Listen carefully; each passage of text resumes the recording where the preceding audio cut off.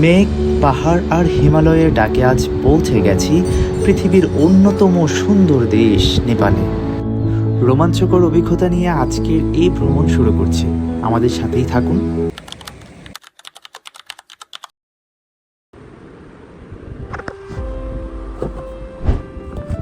যেহেতু আমাদের ফ্লাইট বিকেলে, আমরা দুপুরে লাঞ্চ করেই বের হলাম। আজকে যাত্রীর চাপ অনেকটা কম বলেই মনে হলো। বোর্ডিং পাসটা পেয়ে গেলাম হাতে। ফ্লাইট হতে এখনো আরো 20 মিনিট সময় আছে। আমরা বলাকা লাউঞ্জে কিছুটা সময় পাস করব।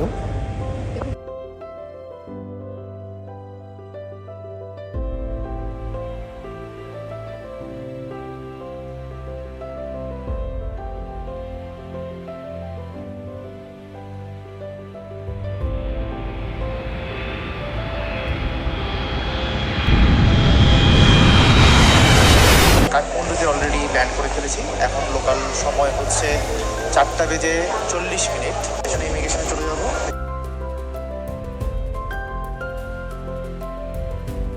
আজকে 23 ডিগ্রি সেলসিয়াস টেম্পারেচার। প্রায় সময় হচ্ছে বৃষ্টি হয়। যেই বলা সেই কাজ। ভেবেছিলাম যে বৃষ্টি হয়তো আসবে, সে চলেই আসবে। গেস্ট হাউস, যেখান থেকে আপনি ফ্রি ট্রানজ্যাকশন করতে পারবেন। কোনো এটিএম কার্ড থেকে আপনি ট্রানজ্যাকশন করেন না কেন, সেক্ষেত্রে আপনাকে ফি দিতে হবে। এখানে যে এটিএম বুকটা পাবেন সেটা হচ্ছে স্ট্যান্ডার্ড চার্টার্ডের। যদি স্ট্যান্ডার্ড চার্টার্ড হয়, আপনি আরও বেশি ভালো ফেসিলিটিস পাবেন। আমরা যেহেতু পরের দিন সকালবেলা পোখারা উদ্দেশ্যে রওনা দেব, পোখারার বাস স্টেশনের খুবই কাছাকাছি একটা গেস্ট হাউসে আমরা রুম আগে থেকে বুকিং করেছি। বাঙালির চিরচরিত অভ্যাস চা খাওয়া, তা না খেলে কি হয়? থাম্বেলের অলিগলিতে হাঁটছি, কোথায় চা পাওয়া যায়।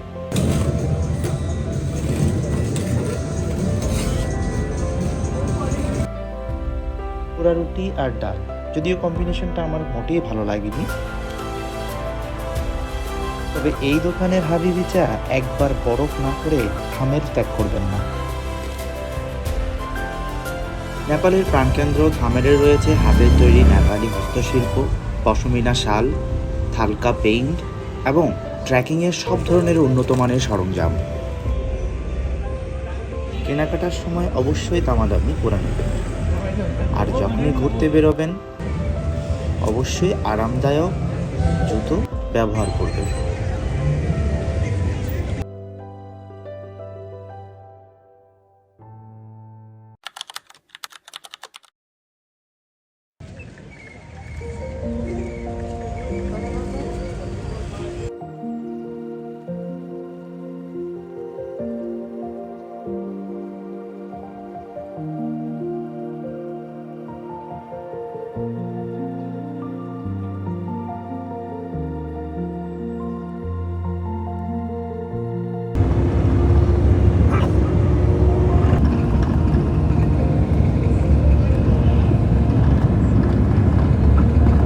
যাত্রাপথে আপনাদেরকে একটা লাঞ্চ ব্রেক দেবে।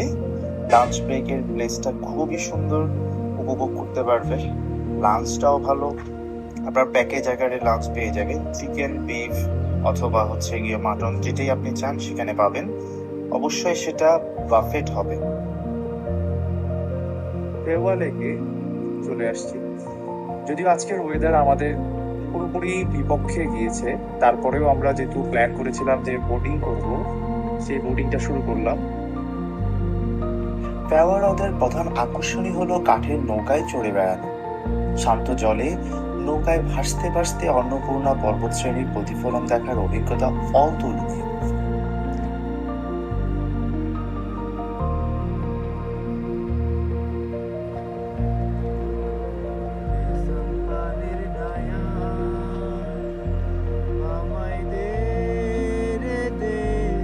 হ্রদের পাড় ঘেঁষে গড়ে উঠেছে চমৎকার লেক সাইড এলাকা। এখানে রয়েছে দারুণ সব ক্যাফে, রেস্তোরাঁ এবং সুবিনিয়র শপ, যেখানে বসে হ্রদের রূপ উপভোগ করা যায়।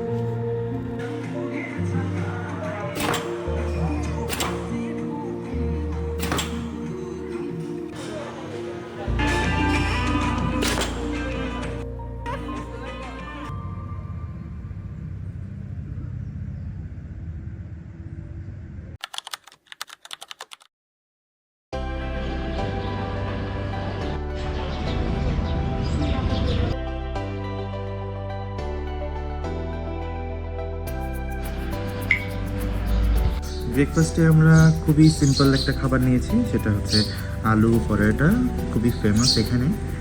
দেন plain paratha and egg omelette, চাই প্রতিদিন সকালের মতো। আর আমাদের গাড়ি হয়তো 15 মিনিটের জন্য ওয়েট করছে, আমরা 15 মিনিট পরেই গাড়ি চলে যাবো।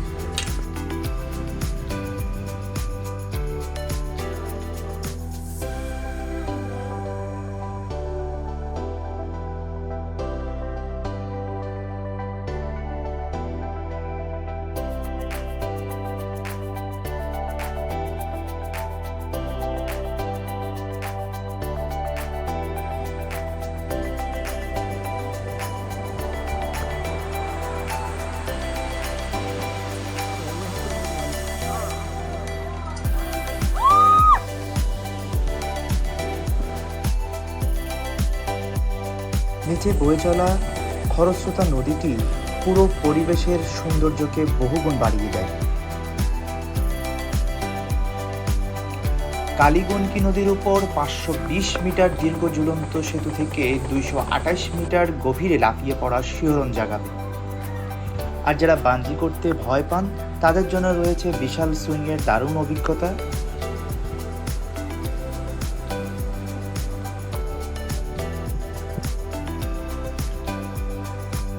দ্য ক্লিফ যে রেস্টুরেন্টটা আছে এবং যেখানে আমরা সবগুলো অ্যাক্টিভিটিস করতে পারবো, সেই রেস্টুরেন্টের ভেতরেই রোমিং করতেছিলাম। তারা আমাদেরকে 1 ঘন্টা সময় দিয়েছে for preparation.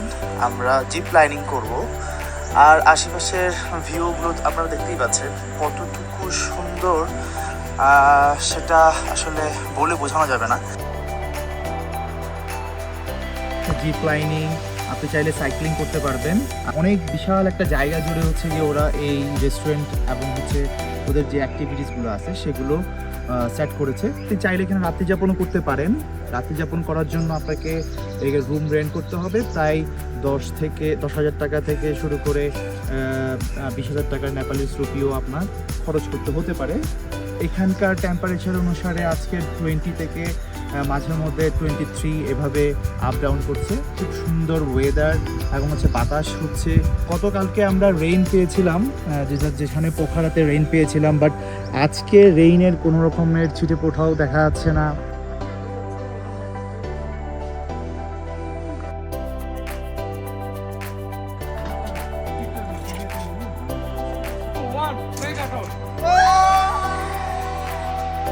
Okay, 3, 2, 1, Megaton!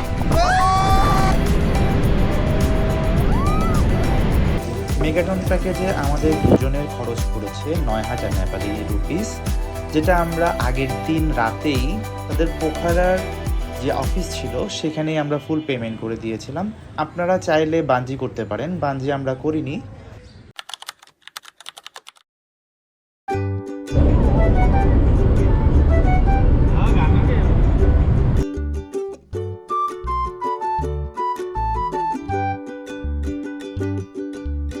The cliff resort থেকে পোখারা যাওয়ার সময় মাঝখানে একটা প্লেস থাকবে, সেটা হচ্ছে নয়াপুল। ওখান থেকে আপনি শেয়ার জিপে করে গান্দ্রুক যেতে পারবেন। আমরা যেহেতু গান্দ্রুক যাব, তাই আমরা বিকেলের দিকে নয়াপুলে নেমে যাই এবং সেখান থেকে শেয়ার জিপে 400 নেপালিস রুপি করে দুইজনের জন্য 800 নেপালিস রুপি দিয়ে টোটাল একটা 8 জনের শেয়ার জিপ আমরা বুকিং করি। সেখানে 6 জন ছিল ইন্ডিয়ান আর আমরা 2 জন ছিলাম বাঙালি।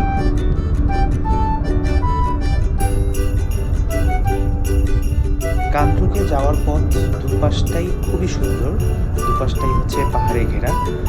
আর যদি ওয়েদার ভালো থাকে তাহলে তো আর কোনো কথাই নেই, খুবই ভালো লাগবে আপনার।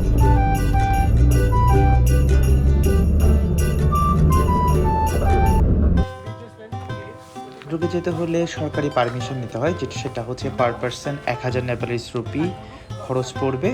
আমরা অনলাইনেই বাংলাদেশে থাকা অবস্থায় এই পারমিশনটা নিয়ে নিয়েছি। আপনারা চাইলে অনলাইন থেকেই বুকিং করতে পারবেন। ভ্রমণে যে জিনিসটা আমি সবচেয়ে বেশি আনন্দ পাই সেটা হচ্ছে নতুন নতুন মানুষের সাথে পরিচয় হয় এবং বিভিন্ন দেশের মানুষের সাথে, কালচারের সাথে আন্ডারস্ট্যান্ডিং হয়।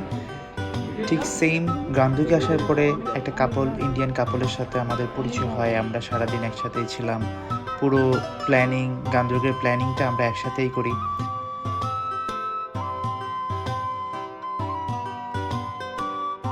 এই গ্রামে থাকতে হলে আপনাকে ওদের নিজস্ব যে ঐতিহ্যবাহী খাবার সেটা অবশ্যই টেস্ট করে দেখবেন। ওরা ঘি দিয়ে একটা খাবার দেয়, এটা খুবই ভালো, স্বাস্থ্যকর এবং কোনো রকম ভেজাল আপনি এখানে পাবেন না।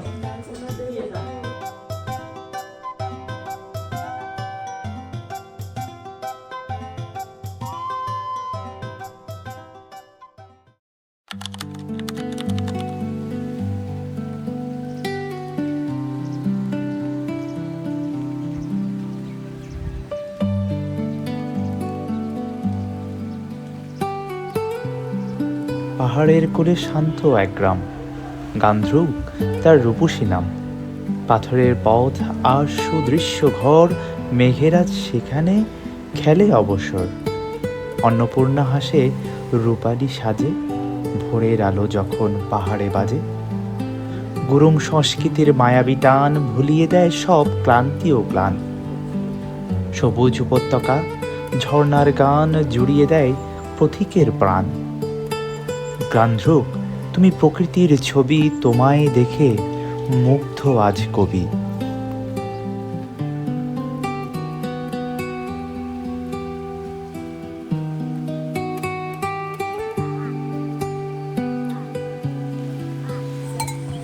এই গ্রামের মূল আকর্ষণ এখানকার গ্রুম সম্প্রদায়ের মানুষ।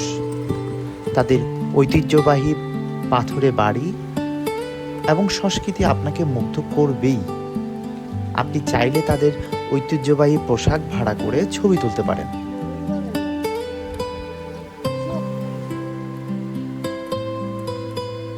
পাহাড়ি ধাপে চাষাবাদ, পাখিদের গান আর মেঘরোদ্দুর খেলা সব মিলিয়ে এই গ্রামটি যেন কোনো এক শিল্পীর ক্যানভাসে আঁকা ছবি।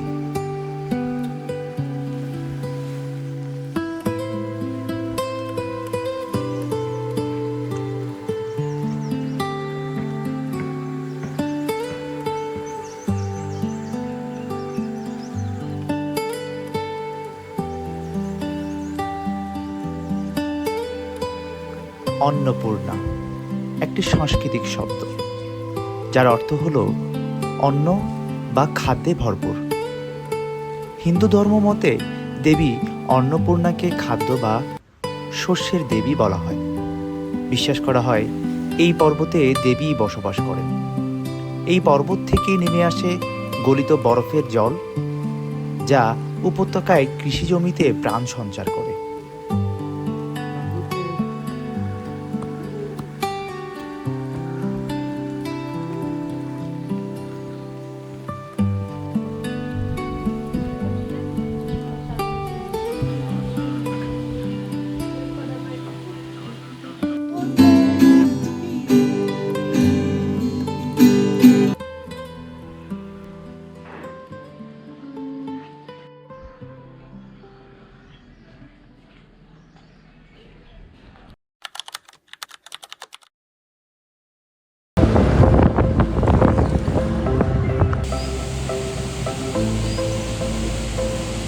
নেপালের ডেভিস ফলে আসলাম। এখানে পার পারসন আপনার টিকিট নিয়েছে হচ্ছে 100 নেপালিস করে।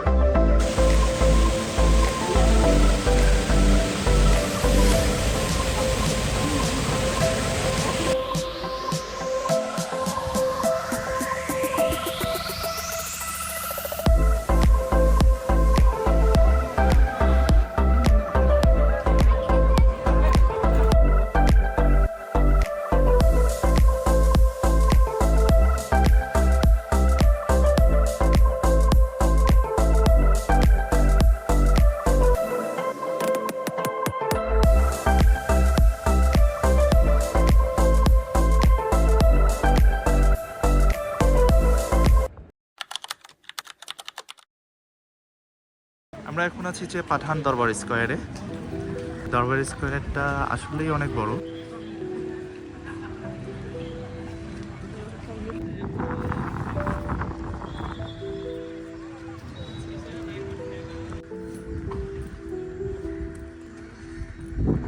দরবার স্কোয়ারের বাইরে থেকে আপনি যতটুকু বুঝবেন না যে ভিতরে আসলে কেমন সৌন্দর্যটা, বাইরে আসলে অনেক নোংরা, তারপরে হচ্ছে গিয়ে একেবারে দেখলে মনে হবে যে না এই জায়গাটা মনে হয় আসাটা উচিত হয়নি, বাট ভেতরে আসার পরে আপনার ধারণাটাই পাল্টাই যাবে।